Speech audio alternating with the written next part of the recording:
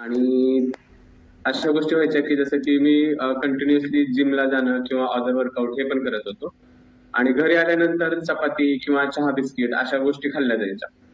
मग काय व्हायचं की 100% वर्कआउट आणि 0% न्यूट्रिशन हा फॉर्म्युला कंटिन्युअसली चालू होता आणि त्यामुळे अपेक्षित असलेला रिझल्ट अजिबात मिळत नव्हता.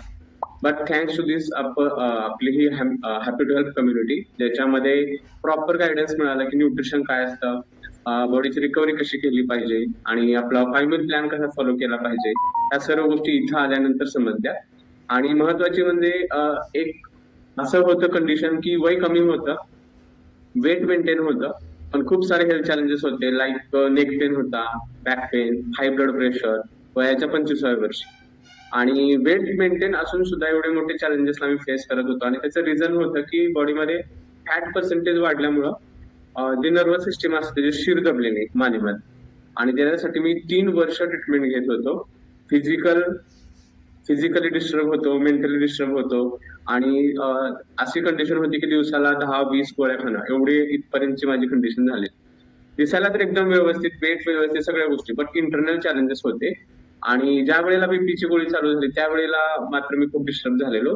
But thanks to this community, इथं कुठलाही मेडिक्लेम नाहीये, बट इथं जॉईन झाल्यानंतर 2 महिन्यामध्येच माझे सगळे प्रॉब्लेम क्लिअर झाले. आणि जसं मी सांगितलं वर्कआउट मी पहिल्यापासून करत होतो, बट प्रॉपर न्यूट्रिशन काय असतं, बॉडीची प्रॉपर रिकव्हरी कशी केली पाहिजे, विटॅमिन्स मिनरल्स आजचा जो सोर्स असतो तो इथं मिळाला आणि त्यामुळे हे सर्व रिझल्ट मला पॉसिबल झाले.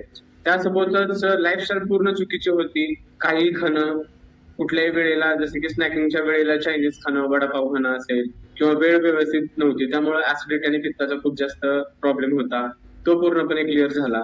आणि वर्कआउटची सवय होती ती इथं बाहेरचा जो खर्च होता जसं की जिमला जाणं, 2 ते 2,500 रुपये मंथली पेड करून सुद्धा प्रॉपर गायडन्स मिळत नव्हता. स्वतःला जे येते तेच करायचं जिम मधनं.